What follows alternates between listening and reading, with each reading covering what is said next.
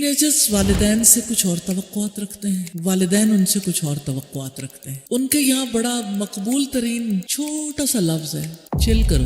درختوں سے ہمیں اسپرچل ہیلنگ کا کیا لیسن ملتا ہے؟ ٹری جو ہے اس کو پتھر مارو تو جواب میں وہ پتھر نہیں دیتا, پھل دیتا ہے. کیا رسول اللہ صلی اللہ علیہ وسلم نے پتھر نہیں کھائے؟ کیا آپ پر چوٹیں نہیں کسی؟ کیا آپ کا مذاق نہیں اڑایا؟ کیا جیسے ہی کوئی چھوٹا سا نیک عمل کرتے ہیں شیطان فوراً دل میں وسوسہ ڈالتا ہے. کیا آپ نے ایسے شخص کو دیکھا جس نے اپنی خواہش کو اپنا خدا بنا لیا؟ صحابہ کرام نے پوچھا کہ دلوں کا زنگ دور کرنے کے لیے کیا کریں, تو آپ نے فرمایا کثرت سے قرآن مجید کی تلاوت کریں اور کثرت سے موت کو یاد کریں.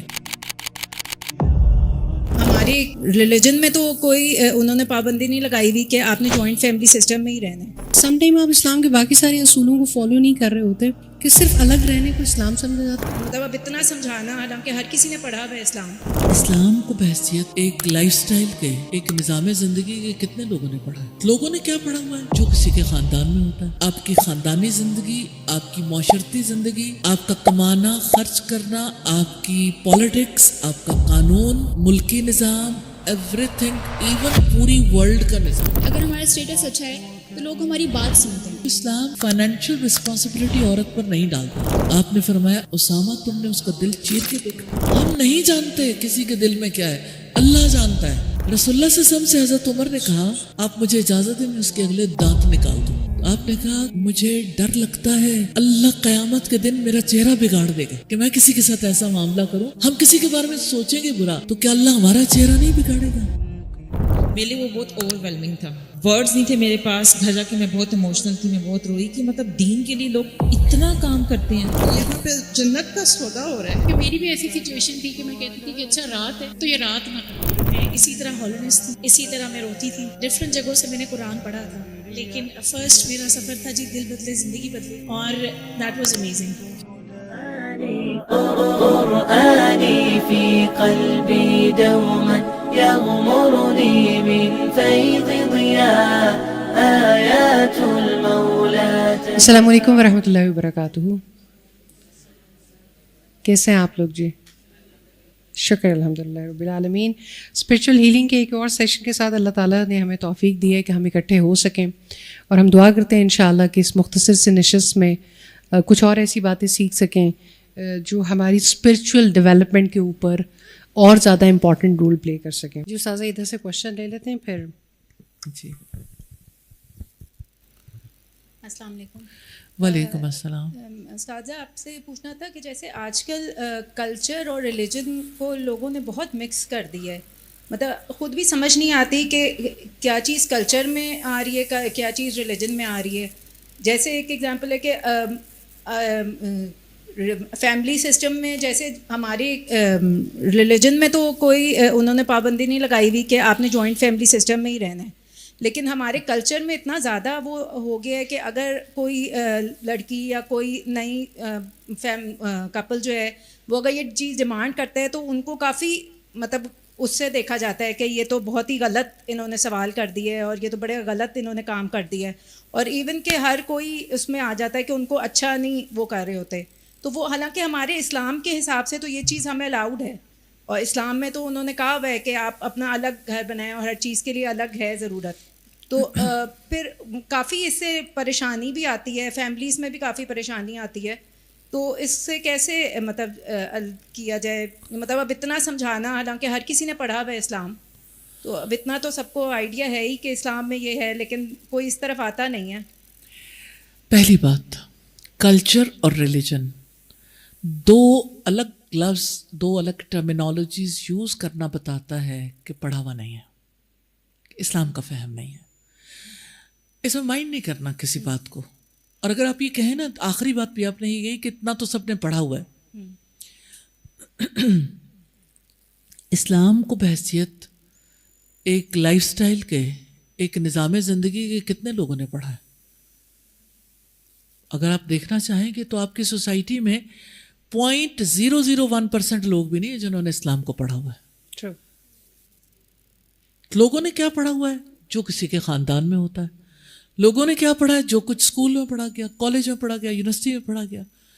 تو انفارچونیٹلی ہم جو زندگی بسر کر رہے ہیں نا, وہ اسلامی زندگی نہیں ہے. پھر یہ کون سی زندگی ہے؟ یہ کیا ہے جو ہم بسر کر رہے ہیں؟ اسلام نہیں ہے، غیر اسلام ہے، غیر اسلامی لائف سٹائل ہے. ہم غیر اسلامی لائف سٹائل میں جیتے جیتے نمازیں پڑھ رہے ہیں، ہم روزے رکھ لیتے ہیں، دعا بھی کر لیتے ہیں، ذکر بھی کر لیتے ہیں. اللہ سبحانہ تعالیٰ فرماتا ہے ادخلوا فی السلم کافہ، اسلام میں پورے کے پورے داخل ہو جاؤ. پورے، آپ کی سوچ بھی، آپ کی گفتگو، آپ کی لکس، آپ کا دیکھنا، آپ کا لوگوں کے ساتھ زندگی بسر کرنا، آپ کی خاندانی زندگی، آپ کی معاشرتی زندگی، آپ کا کمانا، خرچ کرنا، آپ کی پالیٹکس، آپ کا قانون، آپ کا ملکی نظام، ایوری تھنگ، ایون پوری ورلڈ کا نظام. اللہ سبحانہ تعالیٰ یہ چاہتے ہیں اور مسلمانوں سے یہ توقع رکھتے ہیں کہ وہ یہ میسج صرف اپنے تک نہ رکھیں، پہلے یہ خود میسج لیں اور پھر یہ دنیا تک پہنچائیں کہ اسلام از دا وے، لائف سٹائل ہے. تو لائف سٹائل تو ہم نے اپنا یعنی کچھ اور رکھا ہے نا، کسی اور طرح جیتے ہیں. تو اسلامک لائف سٹائل چونکہ سیکھا ہی نہیں، اس لیے وہ لائف سٹائل حاوی آ جاتا ہے جو ارد گرد کے ماحول سے آبزرو کیا.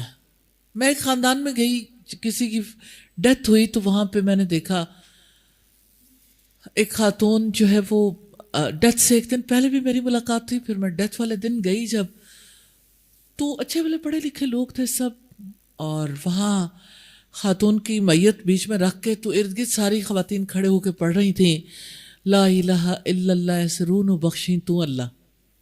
تو میں نے سوچا کہ محمد رسول اللہ صلی اللہ علیہ وسلم جب ان کے یہاں ڈیتھ ہوتی تھی تو کیا یہ سب کچھ ہوتا تھا؟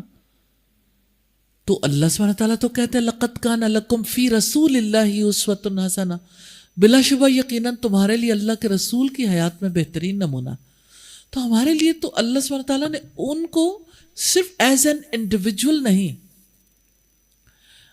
ان کو یعنی ایک دنیا کے لیڈر کے طور پر اللہ سبحانہ تعالیٰ نے اپنے پیغمبر کو ساری دنیا کے لیے آخری ہادی، آخری رہنما بنا کر بھیجا. پوری دنیا کے پاس آج بھی ان کے بعد کوئی ایسا لیڈر نہیں ہے، کوئی ایسا نہیں ہے جو کوئی نظام زندگی ایسا بنا کے دکھا دے. تو آپ دیکھیں کہ وہ جب مکہ سے لوگ ہجرت کر کے مدینہ گئے تھے تو رسول اللہ نے ایک مہاجر ایک انصاری کو آپس میں بھائی بھائی بنا دیا، بردرہڈ.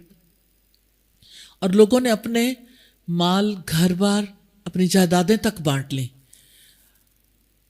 لوگوں کے گھروں میں کن اصولوں کے مطابق زندگی چلتی تھی جو اللہ کے رسول نے بتائے تھے. ان کی کوئی بات، کوئی طرز عمل، ان کی معیشت، معاشرت، خاندانی زندگی کچھ بھی ڈیوائن گائیڈنس کے بغیر نہیں تھا.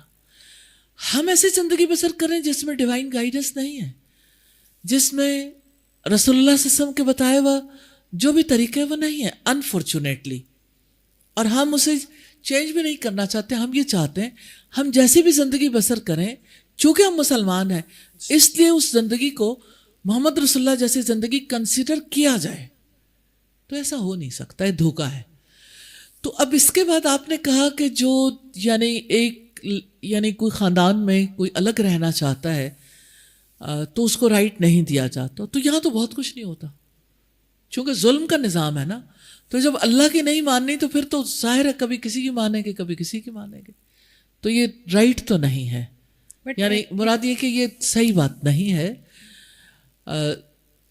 لیکن بہرحال اس کے اوپر بڑی استاذہ آپ ہمیں سمجھاتی ہوتی ہیں کہ ہم نے اسلام کا ایک بیگ بنا رکھا ہے، جی جی اپنی مرضی کی چیز اس ٹائم پہ نکال لیتے ہیں. سم ٹائم آپ اسلام کے باقی سارے اصولوں کو فالو نہیں کر رہے ہوتے. ویری سوری، میں آپ کو بالکل ہٹ نہیں کر رہی ہوں، لیکن ایکچولی ایسا ہوتا ہے ہمارے خاندانی نظام میں کہ صرف الگ رہنے کو اسلام سمجھا جاتا ہے، باقی سارے اسلام کے اصول کبھی کنسیڈر ہی نہیں ہوتے. اور دس از اے ویری کامن پریکٹس.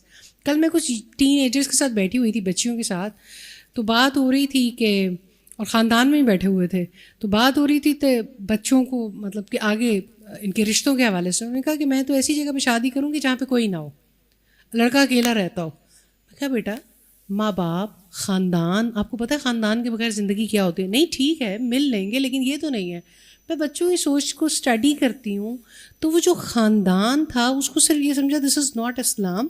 یہ ایک بہت بڑی کنفیوژن ہے کہ ہم نے صرف اکیلے رہنے کو اسلام سمجھ لیا, سیپریٹ رہنے کو, جبکہ بہت ساری اور ڈیفائنڈ چیزیں تھیں اس کے ساتھ جس کو خاندانی نظام میں سمجھنا ضروری تھا.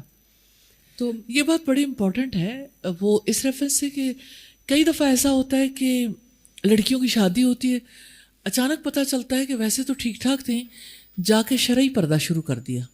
مجھے ایک خاتون کے بارے میں پتہ چلا کہ اس نے اچانک شرعی پردہ شروع کیا. میں نے کہا ان کی زندگی میں باقی چیزیں تو ایسی نہیں ہیں, تو وہ کیا چاہتی ہیں؟ تھوڑے دنوں کے بعد پتہ چلا کہ اس طرح سے میرے لیے سسرال میں رہنا تو ممکن نہیں ہے, اس وجہ سے یعنی میں چاہتی ہوں کہ ہمیں الگ کر دیا جائے کیونکہ میں شرعی پردہ کرتی ہوں. اچھا جب الگ ہو گئے اس کے بعد شرعی پردہ ختم ہو گیا, بالکل سب کچھ ختم ہو گیا. تو ہمیں یہ اپنی اپنی چوائس کی چیزوں کی طرف نہیں دیکھنا چاہیے بلکہ یہ دیکھنا چاہیے کہ کلی طور پر ہمیں کس طرح کا لائف سٹائل اختیار کرنا ہے. باقی یہ کہ معاشرت میں یہ اپنی جگہ پر ایسی بات نہیں ہے کہ جوائنٹ فیملی سسٹم کو اسلام کنڈیم کرتا ہے, ایسی بات بھی نہیں ہے. لیکن جو جوائنٹ فیملی سسٹم ہمارے یہاں ہے جس میں رائٹ نہیں دیا جاتا, جس میں کسی کی کوئی پرائیویسی نہیں, اسپیس نہیں, تو اسلام اس کو بھی پروموٹ نہیں کرتا. تو اسلام ہر کسی کی انڈیویجویلٹی کو, اس کی اسپیس کو, اس کی ذات کو اس کا رائٹ دینا چاہتا ہے. اگر ایک لڑکا اور لڑکی ایک گھر میں رہتے ہیں تو نیچرلی وہ ہسبینڈ وائف ہے, ان کو پراپر اسپیس تو چاہیے. اسپیس ہونے کا مطلب یہ نہیں کہ بہت زیادہ اسپیس, مطلب یہ کہ ان کی پرائیویسی میں کوئی یعنی مداخلت نہ کرے, پھر مداخلت نہیں ہونی چاہیے. ان کے رائٹس اگر ان کا دھیان رکھا جائے تو پھر کسی کو بھی آئی تھنک یہ یعنی ضرورت نہیں پیش آتی ہے آتی. جس پہ بڑی اوپن ڈبیٹ ہونی چاہیے, بہت اوپن ڈبیٹ ہونی چاہیے تاکہ اس کی جو مسکنسیپشنز ہیں اور جو اس کے رائٹس ہیں دونوں کو ریئلائز کیا جائے. جی نیکسٹ کوشچن. ہم نے ریسنٹلی لاسٹ ایئر KSA کا ٹرپ کیا. ویسے آپ جاتے ہیں عمرہ کرنے کے لیے, مکہ مدینہ دیکھتے ہیں, واپس آ جاتے ہیں. ایک چیز جو بہت زیادہ سننے میں آئی جب ہم نے بہت ایکسٹینسولی ہر شہر میں گئے, لوگوں کے ساتھ ملے, ڈفرینٹ واک آف لائف کے, اور ایسے لوگوں کے ساتھ جو جنریشن ٹو جنریشنز وہیں پر رہتے تھے اور آلموسٹ عربز ہو چکے ہوئے تھے, اتنا زیادہ ان کے, اور جنہوں نے ان کے حلیے اڈاپٹ کر لیے تھے اور یہ سارا کچھ. تو ایک بات جو وہ بہت زیادہ کہتے تھے کہ ہمیں رشک آتا ہے, ہم حیران ہیں والدین کی جو یہ خدمت کرتے ہیں, جو والدین کا احترام ہم نے عربوں سے سیکھا ہے, ہم امیجن بھی نہیں کر سکتے ہم پاکستانی. حالانکہ وہاں سے زیادہ انڈیپینڈنس نہیں ہے, فیملی انڈیپینڈنس بھی ہے, لیکن ہر فرد یہ بات کہتا نظر آتا تھا جو ہم نے والدین اپنے باپ کو اور اپنی ماں کا احترام کرتے ان کو سیکھ دیکھا ہے نا, وہ ہم اس کے بارے میں سوچ بھی نہیں سکتے. تو یہ بڑا حیرت انگیز ہے الحمدللہ. تو اس طرح دونوں وے میں بیلنس ہے نا, ان کو لبرٹی بھی ہے, وہ آزادی کے ساتھ الگ بھی رہتے ہیں, وہ اپنی پرائیویسی کو بھی مینٹین کرتے ہیں, لیکن وہ والدین کے احترام میں ان کے حقوق کے ادائیگی. ہمارے یہاں جب لوگ الگ رہنا چاہتے ہیں نا تو سب سے پہلے والدین کا جو حق ہے نا اس کو غصب کرتے ہیں کہ ان کو والدین کی خدمت, والدین کی رسپیکٹ, والدین کا جو حق ہے وہ نہیں دینا چاہتے. نہ ان کو وقت دینا چاہتے ہیں, نہ ان کی خدمت کرنا چاہتے ہیں, نہ یعنی ان کو ایز دینا چاہتے ہیں کسی بھی اعتبار سے. تو اس کے لیے یہ کہتے ہیں کہ ہمارا رائٹ ہے, تو یہ بھی دیکھنا چاہیے دوسروں کا کیا رائٹ ہے. تو دونوں کا بیلنس جو ہے نا وہ زیادہ ضروری ہے. جی جزاک اللہ خیر. جی السلام علیکم, آئی ایم توبہ ضیاء. اور میرا کوشچن یہ ہے کہ اگر ہم اپنی 20s میں ہیں اور اپنے لائف کے بڑے ڈیسیژنس اور فیوچر گولس کو لے کر کنفیوزڈ ہیں, تو ایسے میں اسپریچول ہیلنگ ہمیں کیا کلیئرٹی دیتا ہے؟ اور اگر بیڈ ایڈکشنس اور بیڈ ہیبٹس کو چھوڑنا ہو تو ایسے میں اسپریچول ہیلنگ کیا رول پلے کرتا ہے؟ What can we do on daily basis? دیکھیے ہیل وہ چیز ہوتی ہے جو زخمی ہو, ٹھیک ہے, جہاں جو وونڈز ہو نا وونڈز کو ہیل کیا جاتا ہے. تو آپ اپنا وونڈ بتائیں, اس کو آپ کو پریکٹیکلی میں بتا دوں گی. جیسے جو کسی کا یعنی پرابلم ہے, جو کچھ کوئی اپنی لائف میں فیس کر رہا ہے, جہاں اسے کنفیوژن ہوتی ہے, جہاں اسے ہیلپ کی ضرورت ہے, تو ہم ہیلپ دیتے ہیں. ایسے کہ جیسے ٹین ایج لائف بہت زیادہ ڈسٹریکٹیو ہوتی ہے، اسی طرح جیسے 20s میں انٹر ہوئے ہیں، تھوڑا سا لائف کو سمجھنا اسٹارٹ کیا کہ خود کو امپروو کرنا ہے، اور گولز میں ہم نے کیسے داعیہ بھی بننا ہے. اس کے علاوہ جب ہم دیکھتے ہیں تو پھر ہمیں منی میکنگ کے لحاظ سے بھی گولز ایڈ ہو جاتے ہیں کہ ہم نے اپنی لائف کو بھی اپ گریڈ کرنا ہے، اسٹیٹس اپ گریڈ کرنا ہے، کہ اگر ہمارا ہائی اسٹیٹس ہوگا تو ہم اسلام کو بھی اچھے سے سرو کر سکتے ہیں، ایڈریس اچھے سے کر سکتے ہیں. اگر ہمارا اسٹیٹس اچھا ہے تو لوگ ہماری بات سنتے ہیں، تو پھر ہم ایک زیادہ اچھے وے میں اسلام کو پھیلا بھی سکتے ہیں. تو اس لحاظ سے کافی کنفیوژنس ہیں کہ اگر ہم اسلام کو دیکھتے ہیں تو ہمارا گول یہ نہیں ہونا چاہیے، دنیا ہمارا گول نہیں ہونا چاہیے. لیکن اگر ہم دوسری طرح دیکھیں تو اگر ہم ایک کسی نارمل فیملی سے بھی ہیں تو ہم اس وے میں دین کو نہیں پھیلا سکتے، کیونکہ لوگ آپ کو اتنی خاص ویلیو نہیں دیتے ہیں. تو اس ریگارڈنگ کافی زیادہ کنفیوژنس ہیں. اور پھر پرسنلی جیسے ڈفرینٹ ہیبٹس جیسے اسکرولنگ ٹائپ، جیسے آج کل الحمدللہ سیرا ان ڈیجیٹل ایج کا جیسے سیشن ہے کافی ہیلپ آؤٹ کر رہا ہے. بٹ ایسے میں بہت ہی زیادہ مائنڈ کہہ سکتے ہیں آپ اسٹک ہوا ہوا ہے، لائک اتنا وہ پریشر میں آیا ہوا ہے کہ ہمیں کیا کرنا چاہیے ڈیلی بیسس پہ کہ ہم تھوڑا تھوڑا کر کے اس سے کلیریفائی کر سکیں. پوٹینشیل رکھتے ہیں 20s کے لوگ جو ہیں، قرآن کا علم حاصل کریں، حدیث کا علم حاصل کریں. آپ کے لیے ڈائریکٹ گائیڈ لائن ہے، تھوڑے سے آپ کا گزارا نہیں چلے گا. آپ کی جو ایج ہے نا اس میں چھوٹے چھوٹے ٹپس جو ہیں وہ آپ کو اتنا نفع نہیں دیں گے، کیونکہ اب کلیئر کٹ راستہ پتہ ہونا ضروری ہے. 1 year قرآن سیکھ لیں، آپ کو باقی لائف کے لیے پوری گائیڈ لائن ملے گی. اسلام نہ تو یعنی اگر اوور آل دیکھیں تو اسلام جو ہے وہ فائنینشیل رسپانسبلٹی عورت پر نہیں ڈالتا، لیکن اگر عورت کچھ کرنا چاہے تو رکاوٹ بھی نہیں ہے. ایک دفعہ رسول اللہ صلی اللہ علیہ وسلم اپنے گھر میں آپ نے دیکھا کہ ایک بکری جو ہے فوت ہو گئی، تو آپ نے حضرت ام سلمہ سے کہا کہ اس کا چمڑا رنگ لیتے، تو انہوں نے کہا کہ یہ تو مردار ہے. تو آپ نے فرمایا کہ بکری مر گئی، اس کے چمڑے سے آپ رنگتے تو فائدہ اٹھا لیتے. تو آپ اس کا مطلب کیا ہے کہ حضرت ام سلمہ کا تو یعنی کام یہ تھا کہ وہ دباغت کا کام کرتی تھیں. نیچرلی ان کے 8 بچے تھے اور 8 بچوں کے ساتھ وہ رسول اللہ کے گھر آئیں، یعنی رسول اللہ کے ساتھ نکاح ہوا. تو اپنے بچوں کے لیے وہ خود یعنی ارننگ ہینڈ بھی تھیں. تو اسلام ایسے میں روکتا نہیں ہے، آپ کے پاس ٹائم ہے، آپ کے پاس اسکل ہے، آپ کچھ کرنا چاہتے ہو آپ کر سکتے ہو، لیکن آپ کی زندگی میں آپ کی پرائرٹیز کا تعین ہونا بڑا ضروری ہے. آپ کی ترجیحات طے ہو جائے کہ پہلی ترجیح پہ کون ہے. تو وہ تو چاہے ایک بچہ ہے یا ایک نوجوان ہے یا ایک بوڑھا ہے، ٹاپ پریورٹی پہ تو اللہ سبحانہ تعالیٰ کو ہونا چاہیے.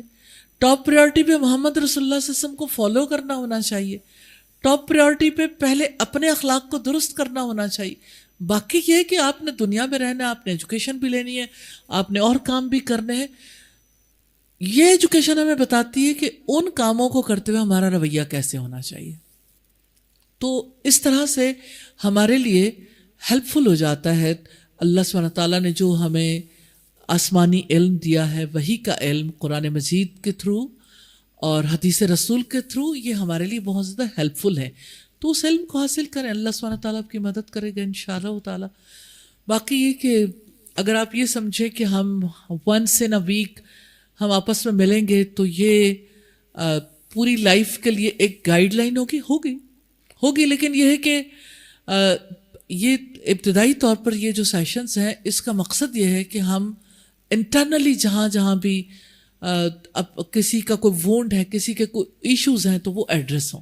کیونکہ جب تک آپ اندر سے ہیل نہیں ہوتے آپ کوئی اگلا سفر طے کرنے کے لیے تیار نہیں ہو سکتے. انشاءاللہ. جزاک اللہ خیر. جی تھوڑی سی آگے بڑھی ہے تو اس کے بعد سے یہ چیزیں زیادہ مائنڈ میں آنے لگی ہیں. پہلے یہ گولز ڈفرینٹ تھے، اب گولز ڈفرینٹ ہو رہے ہیں، تو اسی لیے زیادہ کنفیوزڈ ہو گئے کہ ہمیں دین بھی چوز کرنا ہے، دنیا بھی چوز کرنی ہے، دونوں کو ساتھ کیسے. دیکھیں ایسا نہیں ہوتا کہ آپ جو علم حاصل کرتے ہو تو اس کو اس کی ڈیولپمنٹ کے لیے جب کام نہیں کرتے ہو تو آپ تو پیچھے رہ جاتے ہو. آپ کو وہ تب تک فائدہ دیتا ہے جس وقت تک یعنی آپ نے جتنا اسے سمجھا ہے.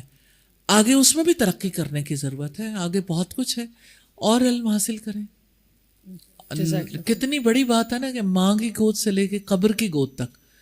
تو اگر آپ یہ سمجھو کہ 1 سال پڑھ لیا بس کافی ہو گیا ساری حیات کے لیے، تو ایسا نہیں ہوتا. یہ تو کنٹینیوس ہے نا، کنٹینیوٹی ہے. آپ کی زندگی آگے بڑھتی ہے تو آپ کی آپ کی جو سوچ ہے وہ بھی آگے بڑھتی ہے, آپ کی کنفیوژنز بھی آگے بڑھتی ہیں, اور آپ کے معاملات بھی آگے بڑھتے ہیں. تو اس وجہ سے اس علم کو اور پختہ کریں, حدیث کا علم حاصل کریں, سیرت کا علم اور حاصل کریں, انشاءاللہ فائدہ ہوگا. جزاک اللہ خیر. السلام علیکم. وعلیکم السلام. میں نے آپ سے پوچھنا ہے کہ جب اللہ تعالیٰ کی رحمتیں نازل ہوتی ہیں, آپ ہر طرف سے لگتے ہو کہ الحمدللہ سب سیٹ ہو گیا ہے, بلیسڈ ہو, تو دل ڈرتا کیوں ہے؟ مطلب ایک توکل جو میں نے اکثر لوگوں میں دیکھا ہے کہ اتنی عبادت بھی نہیں کرتے لیکن ان کا توکل بہت زیادہ ہوتا ہے. تو جس انسان میں وہ توکل نہ ہو, ڈر ایک ہو, تو اس کے لیے کیا کرنا چاہیے؟ پہلی بات تو یہ ہے کہ جیسے ہم نماز پڑھتے ہیں, روزے رکھتے ہیں, ارکان اسلام ہیں ہمارے, ایسے ہی دل کی عبادات ہیں.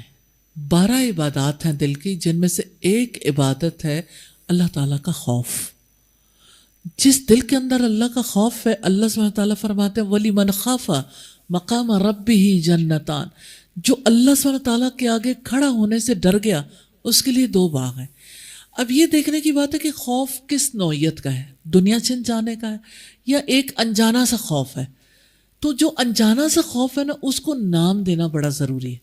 انجانا سا خوف ہے, اصل میں وہ یہ بیسیکلی حافظ ابن قیم جو ہیں وہ اس بارے میں کہتے ہیں, ان کی کتاب ہے الوابل السیب, اس کا اردو ترجمہ بھی ہو چکا. اس میں وہ کہتے ہیں کہ جیسے انسان کو بھوک لگتی ہے تو ان کے پیٹ میں جو ہے وہ ہالونیس, ایک ویکیوم کریٹ ہو جاتا ہے. ایسے ہی ایک انسان کے اندر اللہ سبحانہ تعالیٰ کی طلب تو ہے, اللہ سبحانہ تعالیٰ کا قرب انسان کی روح چاہتی ہے. جس وقت ایک انسان کے اندر وہ ویکیوم کریٹ ہوتا ہے نا, تو اس ویکیوم کے کریٹ ہونے پہ انسان کو ایسا فیئر فیل ہونا شروع, ایک ہالونیس فیل ہوتی ہے. وہ کہتے ہیں کہ اس کا علاج اللہ کی یاد کے سوا کوئی چیز نہیں ہے. تو اللہ کو یاد کرے, اللہ سبحانہ تعالیٰ کا ذکر ہے, سبحان اللہ والحمد للہ ولا الہ الا اللہ واللہ اکبر. نبی صلی اللہ علیہ وسلم نے فرمایا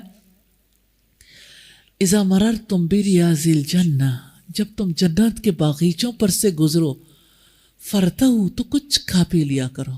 تو صحابہ کرام نے پوچھا کہ اللہ کے رسول وما ریاض الجنہ, کہ جنت کے باغیچے کون سے ہیں؟ تو آپ نے فرمایا ذکر کی مجالس. ایک اور بار اسی طرح سے ہوا تو آپ نے فرمایا, صحابہ کرام نے پوچھا کہ یہ بتائیے کہ جنت کے باغیچوں کے پھل کون سے ہیں؟ اس موقع پر آپ نے فرمایا سبحان اللہ والحمد للہ ولا الہ الا اللہ واللہ اکبر. اور رسول اللہ نے فرمایا 4 کلمات ایسے ہیں کہ ہر وہ چیز جس پر سورج طلوع اور غروب ہوتا ہے ان سے زیادہ مجھے یہ کلمات عزیز ہیں. جن پہ سورج نکلا, آپ سوچیں ہمارے اوپر سورج نکلا, اور سوچیں سارے انسانوں کے لیے سورج نکلا, اور سوچیں کہ کتنی یعنی سرزمینیں, کتنے ممالک ہیں جن میں سورج نکلا, لوگ ہیں, پھر کیا کچھ ذخیرے ہیں زمین پر. جس پر بھی سورج نکلا ہے پھر ڈوبا ہے. اللہ کے رسول صلی اللہ علیہ وسلم نے فرمایا مجھے ان سے اتنی محبت ہے کہ جس پر سورج طلوع اور غروب ہوتا ہے ان تمام چیزوں سے بڑھ کر مجھے یہ 4 کلمات عزیز ہیں. اسی طرح اللہ کے رسول صلی اللہ علیہ وسلم نے فرمایا لا حول ولا قوت الا باللہ کے بارے میں, کنز من کنوز الجنہ, کہ جنت کے خزانوں میں سے ایک خزانہ ہے. لا حول ولا قوت الا باللہ کو سوچ کے اگر آپ ذکر کریں گے آپ کی کیفیت بدلے گی. پھر لا الہ الا اللہ وحدہ لا شریک لہ, اور پھر سب سے بڑی چیز جو انسان کو ضرورت ہے اللہ کا کلام. اللہ تعالیٰ نے یہ کلام اس لیے بھیجا کہ یہ ہمارا انسٹرکشن مینول ہے, اس کو ضرور ریڈ کریں, اس کو اسٹڈی کریں, سنیں, تلاوت اس کی سنیں, آپ کا دل بھر جائے گا, آپ کے اندر کی جو ہالونیس ہے نا وہ ختم ہوگی انشاءاللہ. انشاءاللہ. جزاک اللہ خیر.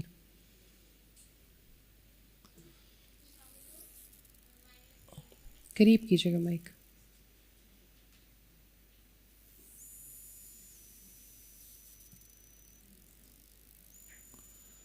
میرا سوال یہ ہے کہ ہم ہر معاملے میں اپنا خود کیسے پوزیٹو رکھتے ہیں کہ میں سامنے والا بشر ہوتی ہے سے ٹھیک ہو, اور ہمیں لگے نہیں یار یہ ہر دفعہ ہی اس طرح سے کہتا ہے اور اس طرح سے, اور ہم انفیکشن سے رکھتے ہیں, اور ہم ایٹ اے ٹائم اتنا سب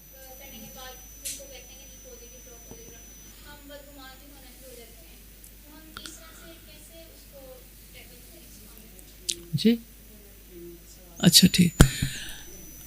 جی بیٹا بات یہ ہے کہ پہلی بات اللہ سبحانہ تعالیٰ نے فرمایا اجتنبوا کثیرا من الظن، اے ایمان والو کثرت سے گمان کرنے سے گریز کرو، کیونکہ بعض گمان گناہ ہوتے ہیں. ایک انسان سب سے پہلے یہ بات اپنے ہاتھ میں لیتا ہے کہ گمان کرنا میرا حق ہے. میں کسی کے بارے میں سوچ سکتی ہوں، نہیں سوچ سکتے، گناہ ہے. میں اگزامپل آپ کو دینا چاہتی ہوں. حضرت اسامہ ایک جنگ کے لیے گئے تو اسامہ چھوٹے تھے. وہاں ایک شخص نے کہا کہ میں مسلمان ہوا، میں گواہی دیتا ہوں اللہ کے سوا کوئی معبود نہیں. تو حضرت اسامہ نے کہا یہ اوپر اوپر سے کہہ رہا ہے. انہوں نے اسے قتل کر دیا، اس کے پاس جو کچھ تھا وہ لے لیا. رسول اللہ تک جب یہ بات پہنچی تو آپ نے اسامہ کو بلوایا کہ اسامہ تم نے کیوں ایسے شخص کو قتل کر دیا جس نے کہا کہ اللہ میرا رب ہے، اللہ سبحانہ تعالیٰ پر وہ ایمان رکھتا تھا. تو انہوں نے کہا کہ وہ دل سے نہیں کہہ رہا تھا. تو آپ نے فرمایا اسامہ تم نے اس کا دل چیر کے دیکھا تھا، اسامہ تم نے اس کا دل چیر کے دیکھا تھا. ہم نہیں جانتے کسی کے دل میں کیا ہے، اللہ جانتا ہے. اور نبی صلی اللہ علیہ وسلم نے فرمایا حسن ظن حسن عبادت میں سے، یعنی اچھا گمان رکھنا اچھی عبادت. ہمارے سے شاید نمازیں پڑھی جاتی ہیں لیکن لوگوں کے بارے میں اچھا سوچنا یہ ایسے لگتا ہے جیسے پہاڑ سر پہ آ جائے گا. تو برا کیوں سوچتے ہیں؟ برا سوچنا آسان کیوں ہے؟ کیونکہ شیطان برا سوچواتا ہے، ہم شیطان کے اللہ کار بن جاتے ہیں. تو بیٹا اعوذ باللہ پڑھنی ہے جب کبھی کسی کے بارے میں برا خیال آئے. پازیٹیو ہونے کا طریقہ کار کیا ہے؟ وہ کہتے ہیں کہ 2 منفیوں کی ضرب کا مثبت جواب ہے، ظالم خدا کے واسطے کہہ دے نہیں نہیں.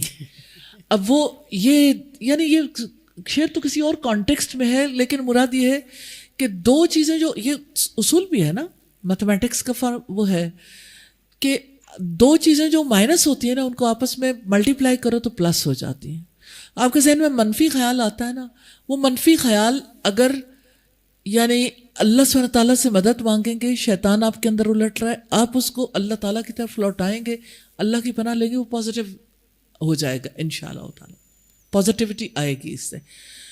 تو اپنے خیالات کو اپنے ہاتھ میں رکھنا، خود کنٹرول کرنا، دیٹ از نیگیٹیولی وائرڈ ہونا. آپ اس کو اللہ کے حوالے کرتے ہیں کہ اللہ تعالیٰ اس کی اجازت دیتے ہیں مجھے، میرے بارے میں اللہ تعالیٰ کیا سوچیں گے. رسول اللہ صلی اللہ علیہ وسلم سے حضرت عمر نے کہا یہ جو شاعر ہے نا یہ اس نے آپ کے خلاف اتنا زہر اگلا ہے، آپ مجھے اجازت دیں میں اس کے اگلے دانت نکال دوں. تو آپ نے کہا کہ مجھے ڈر لگتا ہے اللہ قیامت کے دن میرا چہرہ بگاڑ دے گا، کہ میں کسی کے ساتھ ایسا معاملہ کروں اللہ میرا چہرہ بگاڑ دے گا. ہم کسی کے بارے میں سوچیں گے برا تو کیا اللہ ہمارا چہرہ نہیں بگاڑے گا؟ کیا اللہ ہمارا امیج خراب نہیں کرے گا؟ اس کے پاس تو پاور ہے، پوری دنیا کے سامنے اللہ سبحانہ تعالیٰ بتا دیں گے کہ یہ بندہ کس نوعیت کا تھا. اس لیے کبھی کسی کے بارے میں برا گمان نہیں رکھنا، اور اگر برا خیال آتا ہے اللہ سبحانہ تعالیٰ کی پناہ مانگنی ہے. اور پھر اس کے بارے میں جب بھی کبھی برا گمان آتا ہے آپ اس کے بارے میں حسن ظن رکھ کے دیکھیں. مشکل لگے گا لیکن پھر آہستہ آہستہ آپ کو اچھا گمان رکھنا آ جائے گا انشاءاللہ. اچھا جزاک اللہ خیر. استاد آج میں صبح بھی کسی کو سمجھا رہی تھی، ہمیں اپنی والدہ سے جب آپ ینگ ایج میں ہوتے ہیں نا تو آپ چیزوں کو ڈفرینٹلی لیتے ہو، جیسے یوتھ لے رہی ہوتی ہے. تو ہم انہیں کہتے تھے کہ آپ کسی کی برائی کیوں نہیں کرتی ہیں، آپ کو کوئی برا کیوں نہیں لگتا. دنیا میں لوگ برے بھی ہوتے ہیں اور اچھے بھی ہوتے ہیں، آپ ہمیشہ ہمیں پازیٹیو سائڈ دکھاتی ہیں. میرا ان کی زندگی میں اس بات پر ان سے اختلاف ہو جایا کرتا تھا کہ لوگ برے بھی تو ہوتے ہیں نا، آپ کو کسی کی برائی کیوں نہیں نظر آتی. بٹ اللہ تعالیٰ نے ان کے جانے کے بعد جس طرح دنیا ان کی گواہیاں دیتی ہیں، ان کے علمی حلقے کے لوگ، رشتہ دار، دوست، تو مجھے اتنا جو سب سے زیادہ ان کے جانے کے بعد یہ یقین آیا ہے نا کہ اتنی کبھی وہ والی بات نہیں کہ وہ جس کے دل میں رائی کے دانے کے برابر بھی تکبر ہوگا، بغض ہوگا، وہ جنت میں نہیں جائے گا. تو مجھے اب لگتا ہے کہ اللہ تعالیٰ کے ہاں جو سب سے زیادہ میں اپنی والدہ کے لیے دعا کرتے ہوئے بات رکھتی ہوں نا کہ یا اللہ وہ تو اتنی پیاری بندی تھی، وہ کسی کے بارے میں کبھی برا نہیں سوچتی تھی. اور میں دیکھتی ہوں کہ جس محفل میں ہم بیٹھتے ہیں ان کا تذکرہ خیر جاری ہو جاتا ہے تو کوئی اور چیز نہیں ہے. جب کسی نے کسی سے بغض نہیں رکھا تو اسے برا بھی نہیں کہا، جب برا نہیں کہا محبتیں بانٹی ہیں.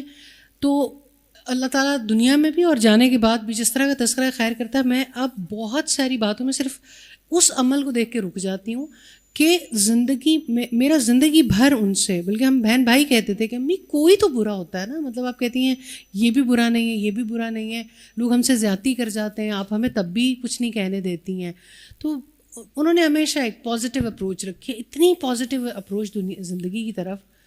تو لیکن اب یہ چیز سب سے بڑی میرے لیے موٹیویشن ہے کہ کتنا فائدہ ہے خود کو ہر کسی کے بارے میں پازیٹیو سوچ لینے کا، کہ آپ خود بہت ساری جھنجھنوں اور مشکلات سے ویسے ہی دور ہو جاتے ہیں. کسی کے بارے میں برا سوچنے میں بہت محنت کرنی پڑتی ہے، یا آپ نے پہلے اور پھر آپ یہ نہیں کہ اس کو پالتے ہو نا، کیونکہ آپ کو پھر بھول جاتا ہے، پھر آپ کو بدگمان ہونا پڑتا ہے، پھر وہ وہی چیز کینہ اور بغض بن جاتی ہے، پھر آپ جیلسی فیل کرنے لگتے ہو، اور جیلسی سے پھر آپ نارمل نہیں رہتے کبھی بھی. تو بدگمانی تو پہلا خیال ہے، پھر ایک چھوٹی سی بدگمانی کس طرح آگ لگا دیتی ہے اپنی زندگی میں بھی اور دوسروں کی زندگی میں بھی. کیونکہ بدگمان انسان جہاں ہوگا وہاں آگ لگائے گا، کیونکہ اس نے کسی نہ کسی کی غیبت کرنی ہے، کسی نہ کسی کے بارے میں بری بات کرنی ہے، تو نیچرلی پورا ماحول ہی خراب کرنے کے.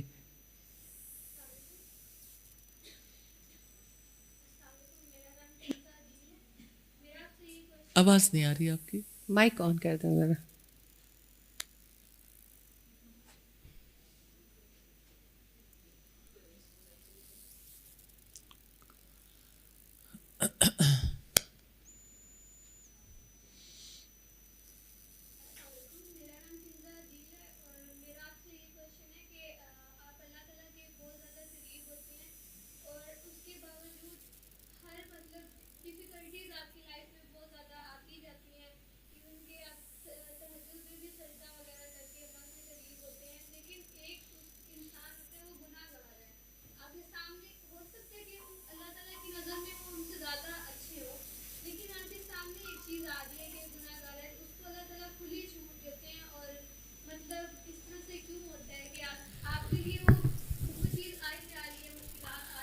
وہ اقبال نے کہا تھا نا کہ رحمتیں ہیں تیری اغیار کے کاشانوں پر، برق گرتی ہے تو بیچارے مسلمانوں پر.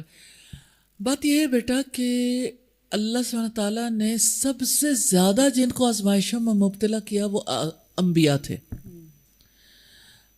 رسول اللہ صلی اللہ علیہ وسلم نے فرمایا کہ اس کے بعد وہ لوگ جو انبیاء کے قریب تھے، پھر اس کے بعد وہ جو ان کے قریب تھے. اس کا مطلب یہ کہ سب سے زیادہ جن پہ آزمائشیں آئیں وہ سب سے اچھے انسان بنے. اور اس سے ہمیں یہ سبق ملتا ہے کہ جب کبھی آزمائش آتی ہے تو اللہ تعالیٰ کی کوئی حکمت ہوتی ہے. دیکھیں اللہ سبحانہ تعالیٰ نے قرآن نازل کیا، ہمیں علم دیا، لیکن زندگی بھر ہم کیسے سیکھیں گے؟ یہ اللہ تعالیٰ کے میسیجز ہوتے ہیں. ہم ایک خاص سچویشن میں رکھ کے اللہ تعالیٰ چاہتے ہیں کہ اب ہم اس میں اپنی اس سوچ سے، اپنی عقل سے اللہ تعالیٰ نے جو ایمان دیا اس کی وجہ سے اللہ کی حکمت کو سمجھنے کی کوشش کریں. نمبر 1. نمبر 2 یہ ہے کہ اس موقع پر اللہ سبحانہ تعالیٰ نے ہمارے لیے کتنا اجر رکھا. پیشنس، صبر کرنے سے آپ اپنے آپ کو کنٹرول کرتے، تو جو اپنے آپ کو کنٹرول کرتا ہے وہ فاتح نہیں ہے. سب سے بڑا فاتح تو وہی ہے جس نے خود کو کنٹرول کر لیا، اور وہ پھر مخالف ماحول میں جینا سیکھ جاتا ہے. اس کے لیے اس کے اندر وسعت آ جاتی ہے، اس کے اندر مرسی آتی ہے، رحمت آتی ہے، کیونکہ وہ پازیٹیو مائنڈڈ ہوتا ہے. تو اس کے اندر بہت ساری خوبیاں، اخلاقیات کی پرورش مخالف ماحول میں ہوتی ہے. اخلاقیات کی نشو و نما ایسے ماحول میں نہیں ہوتی جہاں پہ آپ کو سب کچھ میسر ہے. تو اللہ تعالیٰ آپ کو جب کبھی کسی سچویشن میں رکھتے ہیں تو آپ کو اور اونچا اڑانا چاہتے ہیں، اور زیادہ آگے لے جانا چاہتے ہیں. تو اس کو خیر سمجھ کے اور اپنے لیے حکمت جو اللہ سبحانہ تعالیٰ نے رکھی اس کو تلاش کرنے کی کوشش کریں، تو انشاءاللہ پھر آپ کو مشکل نہیں لگے گا. جزاک اللہ. بارک اللہ. جی پلیز. جی میں سورہ آل آپ ذرا قریب کر لیں, مائک چل رہا. ٹھیک ہے. یہ دوڑ کر چلو اپنے رب کی بخشش کی طرف اور اس جنت کی طرف جس کی وسعت آسمانوں و زمینوں زمین جیسی ہے, جو پرہیزگاروں کے لیے تیار کی گئی ہے, جو اپنے مال خرچ کرتے ہیں خواہ بدحال ہوں یا خوش, جو غصے کو پی جاتے ہیں اور دوسروں کے قصور معاف کر دیتے ہیں, اور اللہ ایسے نیک بندوں کو بہت پسند کرتا ہے. اس میں 2 پوائنٹس میں تھوڑا کلیریفائی کرنا چاہتی ہوں, ایکسپلین کر دیں آپ کہیں گے کہ جو غصے کو پی جاتے ہیں اس میں القاسمین الغیظ ہے, تو کچھ جگہ پہ ایسے علماء بات کرتے ہیں کہ یہ چینلائز کرنا ہے کہ ہم ایک نیگیٹو انرجی کو پازیٹیو انرجی میں کنورٹ کر دیں, مطلب صرف ابزارب نہیں کریں, اس کا تو ہیلتھ پہ ٹائم نیگیٹو افیکٹ آتا ہے. اور دوسرا جو ہے کہ لوگوں کے قصور معاف کر دیتے ہیں, سائیکولوجیکلی forgive and forget پر ہوتا ہے اسٹریس, تو forgive کرنا تو ایک انٹینشنل عمل ہے, ہم کر سکتے ہیں, جو کر دینا چاہیے, لیکن بھولنا کس طرح سے پاسبل ہے؟ جیسے ایک مائنڈ میپس بھی بن جاتے ہیں, پھر کوئی چیز سوچے. ایک تو یہ طریقہ ہے جو مجھے کلک کرتا ہے کہ ہم بھی پرفیکٹ نہیں ہوتے, اگر ہم نے بھی میری کوئی قصور کی ہو, اللہ تعالیٰ سے ہم معافی مانگے اپنے لیے بھی, اور ریٹرن کہ ہم نے کہیں کسی کا دل دکھایا ہے, کوئی قصور ہے, تو پھر وہ بھی ہمیں معاف کر دے, اس سینس میں وائس ورسا. لیکن بیسیکلی اسے سمجھے کہ ڈیلیٹ کر دیں میموری سے, کس طرح یہ پاسبل ہے؟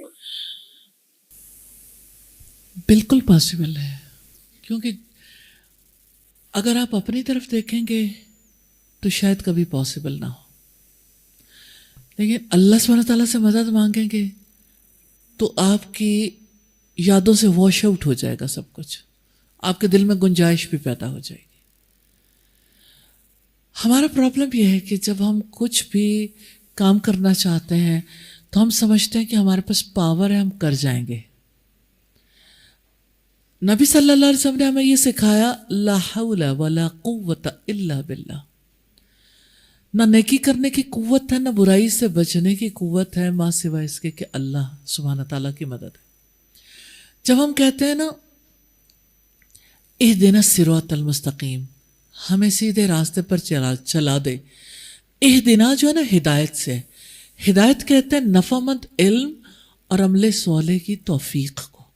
ہم ہر نماز میں دعا کرتے ہیں, یا اللہ نفع مند علم بھی دے دے, نیک عمل کرنے کی توفیق بھی دے دے, ہمیں اس راستے پر چلنے کے لیے جو اللہ کو پسند ہے, جو جنت تک جاتا ہے, جس کی طرف ہم نے بھاگ دوڑ کرنی ہے, اس کے لیے علم کی ضرورت ہے. اور نفع مند علم سے مراد اللہ کی کتاب کا علم اور محمد صلی اللہ علیہ وسلم کی تعلیمات, اور دوسرا ہے عمل صالح کی توفیق. یہ توفیق اللہ تعالیٰ دیتا ہے, تو توفیق اللہ سے مانگیے, اللہ تعالیٰ توفیق دیتا ہے, الحمدللہ وہ دے گا. سائیکولوجیکلی اگر آپ دیکھیں تو آپ کتنی چیزیں ہیں جو یعنی چھوٹے چھوٹے ٹرکس ہیں جس کی توسط سے آپ یعنی انہیں آزماتے ہیں, تو آپ کے لیے کسی چیز کو فرگیٹ کر دینا مشکل نہیں ہوتا. آپ کے ذہن میں جب بھی کوئی ایسی بات آنے لگے, آپ اس کے اوپر بلاک لگا دیں کہ میں نے نہیں سوچنا. پھر آپ سوچ کے دیکھیں, کبھی نہیں سوچا جائے گا. آپ بلاک لگا دیں کہ بس اس کے بارے میں نے نہیں سوچنا. جب کوئی نیگیٹو بات آنے لگے نہیں سوچیں, اعوذ باللہ من الشیطان الرجیم.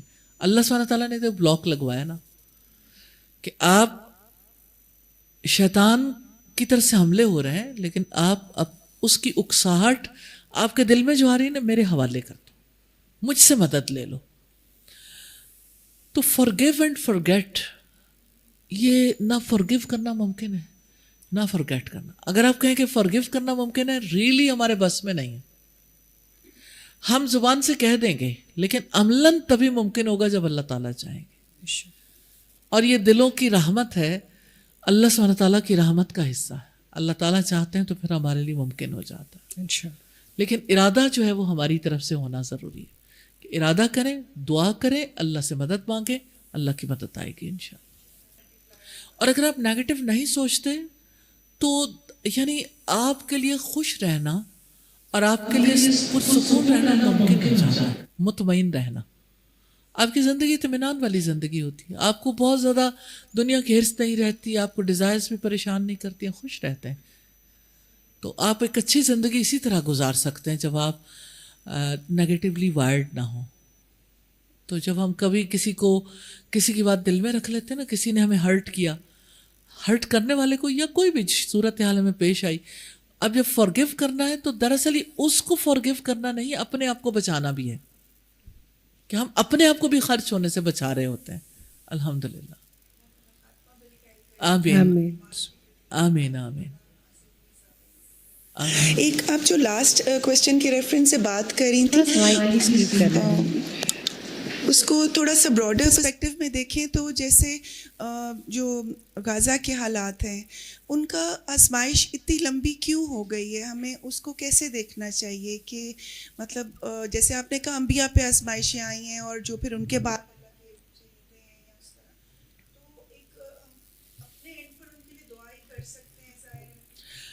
اللہ سبحانہ تعالیٰ کی تقدیر ہے, اور اللہ تعالیٰ کے کسی کام میں ہم یہ نہیں دیکھتے کہ حکمت نہیں ہے. اس کا کوئی کام حکمت سے خالی نہیں ہوتا. اینڈ آف ٹائم اور حضرت عیسیٰ علیہ السلام کی آمد کی تیاری ہے. اب اس ساری صورتحال میں کون ہے جو اپنا رول پلے کرے گا؟ آپ کو پتہ ہے کہ وہ جو فٹیلا اس پہ جو لوگ تھے ان کو اریسٹ کر لیا گیا, اریسٹ ہو گئے, اور اب یعنی ان لوگوں کی مدد سے ہر کوئی یعنی کوئی بھی ان تک پہنچ نہیں پا رہا, لیکن اللہ سبحانہ تعالیٰ نے پوری دنیا کے لیے نشان بنا دیا کہ اللہ ہے ان کی مدد کے لیے. بے شک جتنے بھی حالات ہو جائیں, کیا لوگوں کے لیے اس میں ایمانی لیسن نہیں ہے؟ ہم ان کی بھوک کو ضرور دیکھتے ہیں, ہم ان کے یعنی جو دیگر کو حالات ہیں ان کو دیکھتے ہیں, لیکن یہ نہیں دیکھتے ان کی کمٹمنٹ کتنی اسٹرانگ ہے. ایون دین وہ ہارے نہیں. 42 لوگ ہیں نا جن کو آزاد کرنا ہے, جس کی وجہ سے یہ ساری صورتحال ہے. اسرائیل کہتا ہے, ٹرمپ نے کہا 42 دے کے تو 1500 ہم سے لے لو, 1500 ہم چھوڑ دیتے ہیں.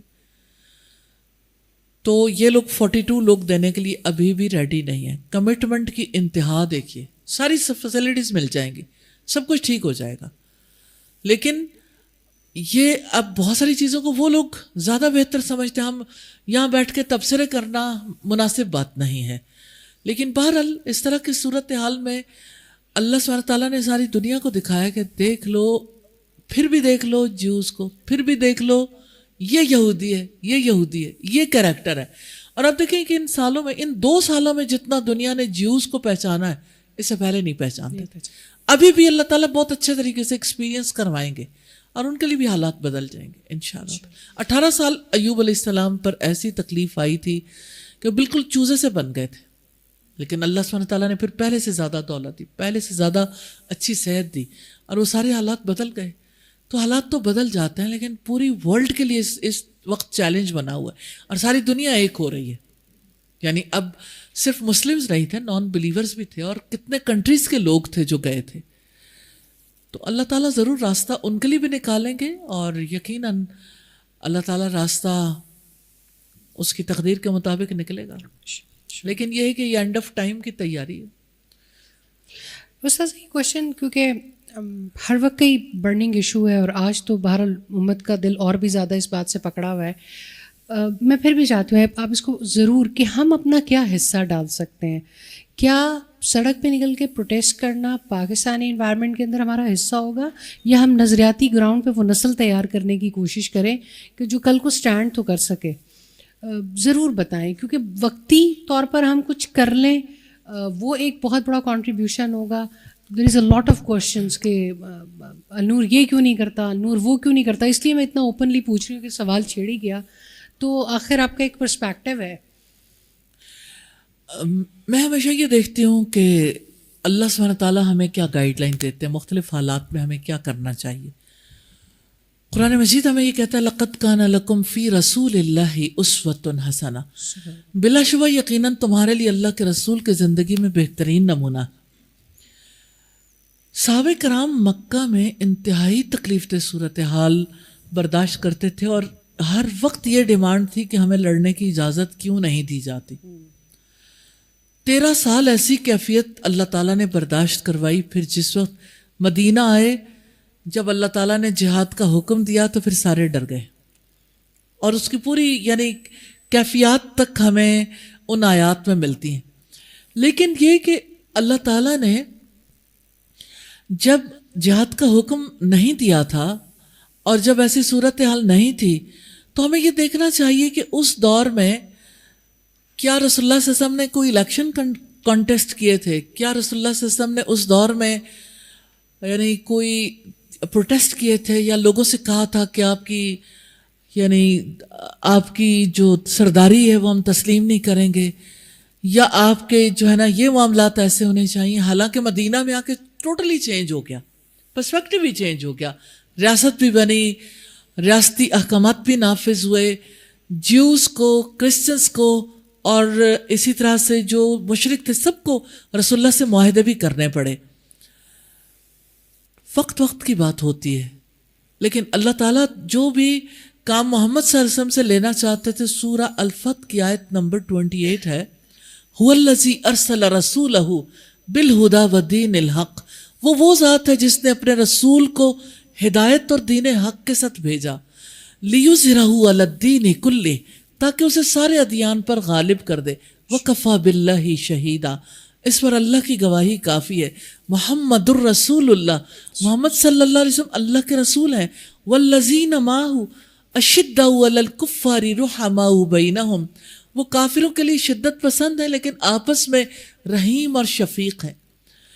اب ہم جب دیکھتے ہیں ان آیات کے پرسپیکٹو میں تو نبی صلی اللہ علیہ وسلم نے پہلے وہ افراد تیار کیے تھے جن افراد نے کافروں کے ساتھ شدت پسند ہونا تھا۔ انفارچونیٹلی ہماری صورتحال یہ ہے کہ ہم سب مسلمان ضرور ہیں، لیکن ہمارے دلوں کے اندر اور ہماری زندگیوں میں جیسے اس دین کو ہونا چاہیے، اللہ سبحانہ تعالیٰ سے جیسے کنیکٹیوٹی ہونی چاہیے، ہماری نسلوں کی جیسے تربیت ہونی چاہیے، وہ نہیں ہے۔ تو ایسی نسلیں تیار کرنے کی ضرورت ہے، ہمیں خود ویسے تیار ہونے کی ضرورت ہے تاکہ وہ ماحول پیدا ہو جائے۔ وہ کہتے ہیں نا، فضائے بدر پیدا کر، فرشتے تیری نصرت کو اتر سکتے ہیں گردوں سے قطار اندر قطار اب بھی۔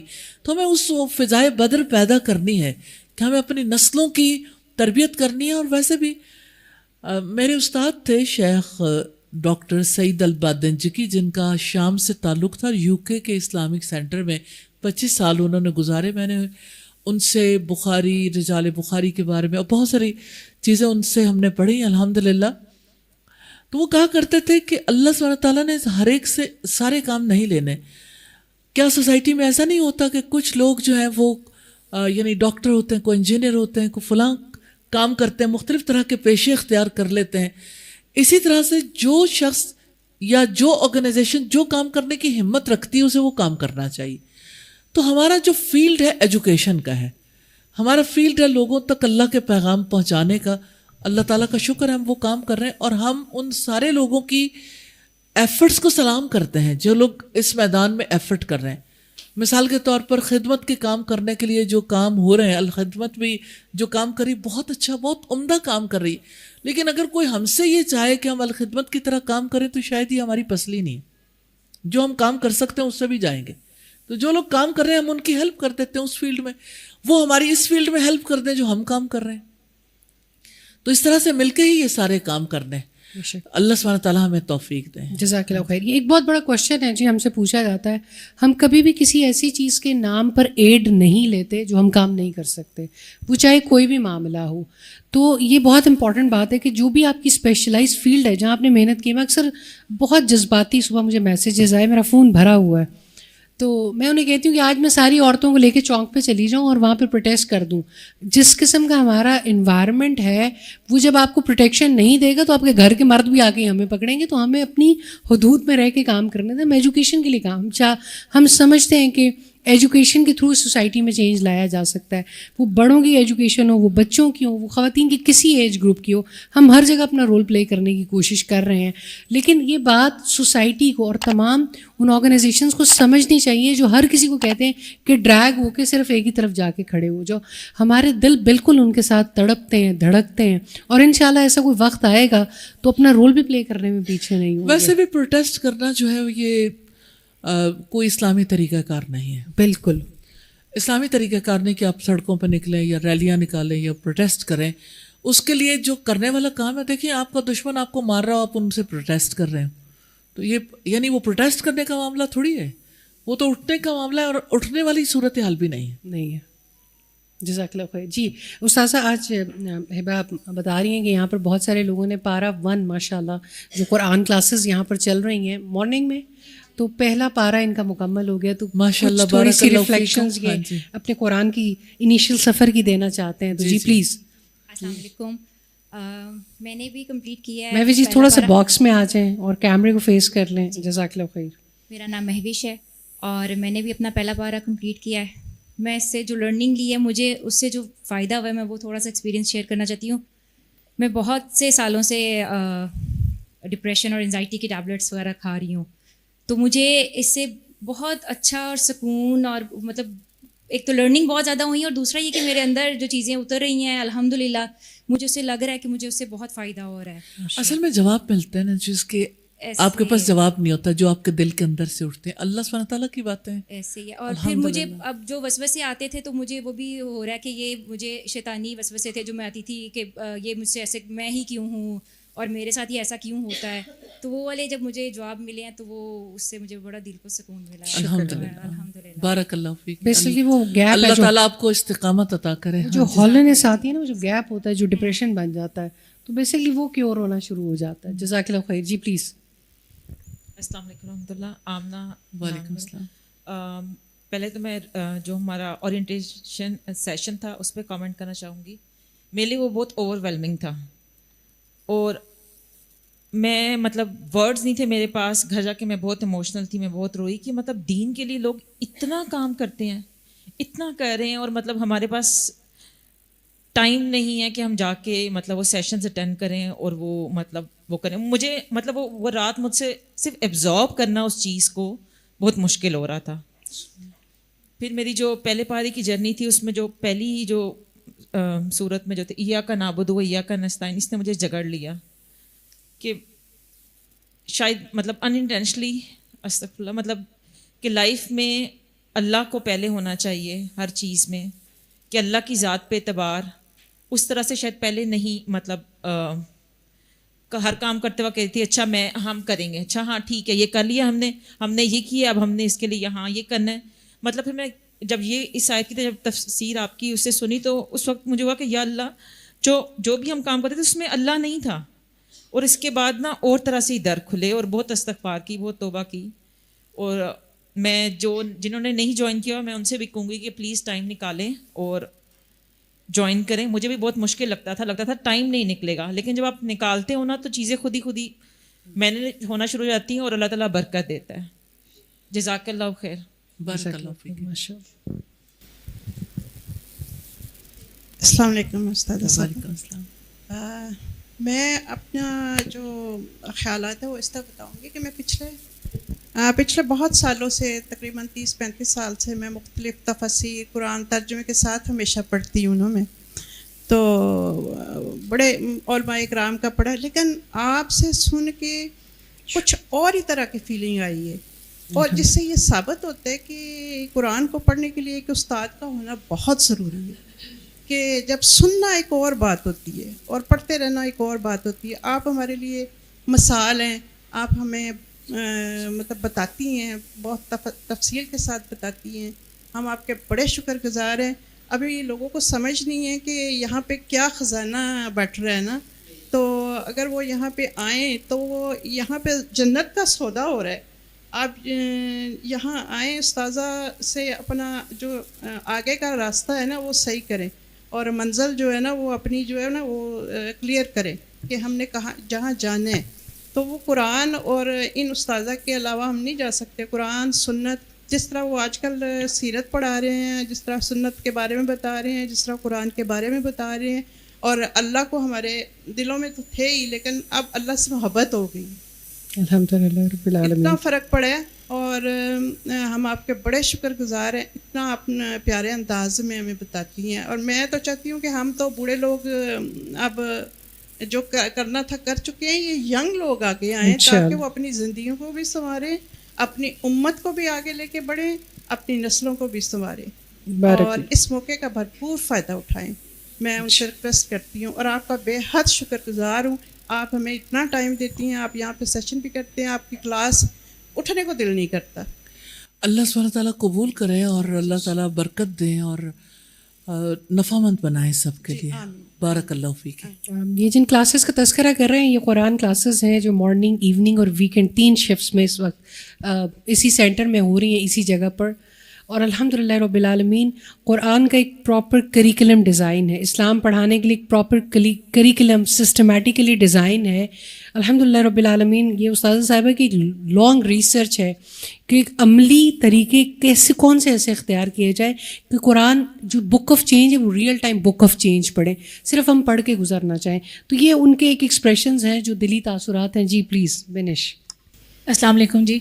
मैं अब इस वक्त आज मुखातिब इस तरह करूँगी कि इनकी तरह मैं आई थी और सबसे बेहतरीन बात कि मैं इसी तरह हॉलोनेस थी, इसी तरह मैं रोती थी. डिफरेंट जगहों से मैंने कुरान पढ़ा था, लेकिन फ़र्स्ट मेरा सफ़र था जी दिल बदले ज़िंदगी बदले, और दैट वाज अमेजिंग. क्योंकि कहते हैं ना कि हम सबसे ज़्यादा बेहतरीन वकील अपने होते हैं और दूसरों के बेहतरीन जज होते हैं. ये बुक आपको जो है ना आपको लेके आती है उस जगह पे, आपकी एडजस्टमेंट करती है, आपको बाकायदा सिखाती है कि असल में कौन गलत है, असल में इस्लाह की ज़रूरत किधर है हमें. तो इसके बाद मैंने कोर्स पर ज्वाइन किया भी इंशाल्लाह अल्हम्दुलिल्लाह ये कंप्लीट हुआ. कहते हैं ना आपकी एडजस्टमेंट हुई, तो जब मेरी एडजस्टमेंट हो गई तो मुझे पता लगा कि नाउ आई एम रेडी कि मैं अब कोर्स कर सकती हूँ अल्हम्दुलिल्लाह. तो जब मैंने कोर्स किया मैंने डिफरेंट जगहों से तफासीर पढ़ी थी, ख़ुद भी पढ़ी थी, लेकिन जिस तरीके से खूबसूरत तरीके से कुरान अजबा मेरे ख़्याल में यहाँ है, आप लोग ज़रूर एक दफ़ा देखिएगा. जिस तरह कंपाइल किया गया है ये हर रोज़ आपको सिखाता है कि इसमें आपके लिए क्या सबक है.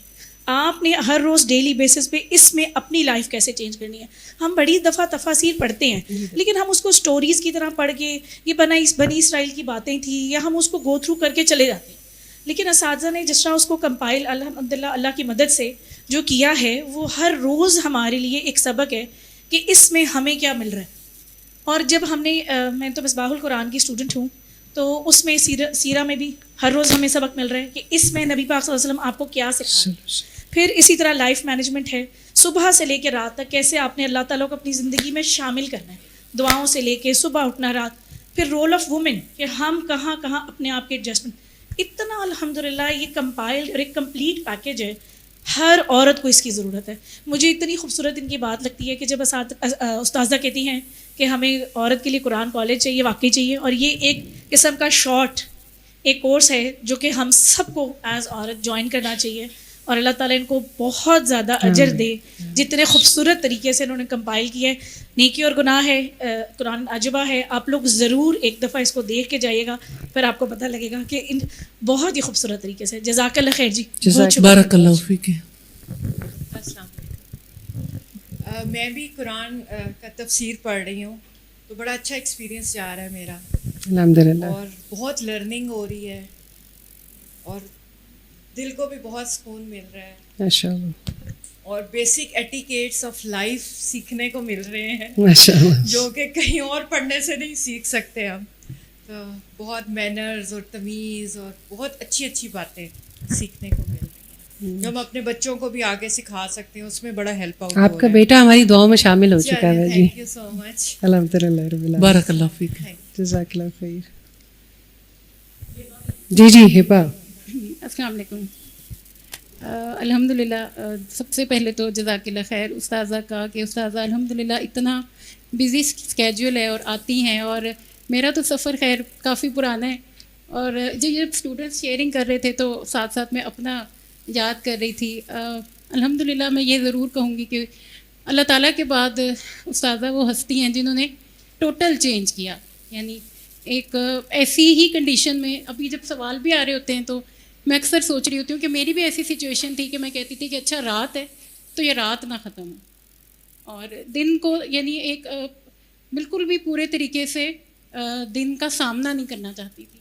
लेकिन जब कुरान से अटैच हुई और उसके बाद अल्हम्दुलिल्लाह एक ऐसा सफ़र स्टार्ट हुआ खूबसूरत और अभी तक जारी है. और उस्ताज़ा की तफसीर जितनी दफ़ा भी पढ़ते हैं उतनी दफ़ा दिल करता है कि बार बार पढ़ें. कोई भी बुक जितनी दफ़ा पढ़ते हैं उतनी दफ़ा दिल करता है बार बार पढ़ें. तो अल्हम्दुलिल्लाह मैं बहुत ही अल्लाह की शुक्रगुज़ार हूँ और उस्ताज़ा आपकी कि आपने हमारी सबकी ज़िंदगियों में इतना अहम अल्हम्दुलिल्लाह रोल प्ले किया. जज़ाकिल्लाह खैर. जज़ाकिल्लाह खैर. हिबा आपको भी अल्लाह ताला जज़ाए खैर दे. हिबा खसूसी तौर पे इकबाल टाउन में रहती हैं, लेकिन खसूसी तौर पर डिफेंस में इन स्टूडेंट्स को कुरान की तालीम देने के लिए शिफ्ट हुई हुई हैं. तो ये बहुत बड़ा कंट्रीब्यूशन है. इंसान की इतनी छुपी नेकियां होती हैं कि वो सुबह शाम वीकेंड काफ़ी ज़िम्मेदारी हैं, क्योंकि इल्म के रास्ते पे लोगों को लाना और फिर उनको जमाना और फिर उनको तैयार करना कोई आसान मामला नहीं होता. तो अल्लाह ताला आपको जज़ाए खैर दे और आपसे कबूल करे और आपकी औलाद को आपके लिए बेहतरीन सदका जारिया बनाए. जज़ाकल्लाह खैर, बारकल्लाह. जज़ाकल्लाह खैर. उस्ताज़ा कोई खुसूसी दुआ जो आप देना चाहें अपनी तालिबात को भी जिन्होंने अल्हम्दुलिल्लाह आज कंप्लीट किया, पहला पारा ही कंप्लीट किया, अभी तो माशाल्लाह 29 पारों का सफ़र बाकी है, और कोई आखिरी पैगाम जो आप देना चाहें अल्लाह ताला की मेहरबानी से. कंसिस्टेंसी जो है अल्लाह सुब्हानहू तआला को बहुत पसंद है. नबी सल्लल्लाहु अलैहि वसल्लम ने फरमाया कि अल्लाह ताला को वो अमल पसंद है जिसमें कंसिस्टेंसी हो, यानी जो हमेशा किया जाए चाहे वो थोड़ा हो, तो कंसिस्टेंट रहना है. और इहदिनस सिरातल मुस्तकीम, ये सब हम सबको ही पढ़नी चाहिए ये दुआ. आप जब भी इस दुआ के साथ कोई भी दुआ करना चाहें, इंशाअल्लाह ताला अल्लाह ताला की रहमत होगी और आपकी वो दूसरी दुआएं भी कबूल होंगी इंशाअल्लाह. और बाकी सबसे, यानी मैं अपने आप से सबसे पहले ये कहना चाहती हूँ, दरख्त की तरह ज़िंदगी गुजारें. किसी को नुकसान नहीं देता, पत्थर मारने वाले को फल देता है. जहरीली गैसें और इर्द गिर्द से जो कुछ भी यानी फ़िज़ा की आलूदगी है उसको एब्जॉर्ब करके लोगों को साफ़ सुथरी ऑक्सीजन फ्राहम करता है. तो मोमिन का भी यही किरदार होना चाहिए, एक सोसाइटी में खैर बांटने वाला और नफ़ा पहुंचाने वाला. यही ज़िंदगी से हमने कशीद करना है और अल्लाह सुब्हानहू तआला के यहाँ यही आमाल काम आने. अल्लाह ताला हमें तौफीक दे कि हम नफ़रतों को मोहब्बतों में बदलने के काबिल हो सकें और हम मोहब्बतें बांटने वाले बन जाएं. आमीन सुम्मा आमीन. जज़ाकल्लाह खैर. अस्सलामु अलैकुम वरहमतुल्लाहि वबरकातुहू. सुब्हानकल्लाहुम्मा व बिहम्दिका नशहदु अल्ला इलाहा इल्ला अंता नस्तगफिरुका व नतूबु इलैक. अस्सलामु अलैकुम वरहमतुल्लाहि वबरकातुहू.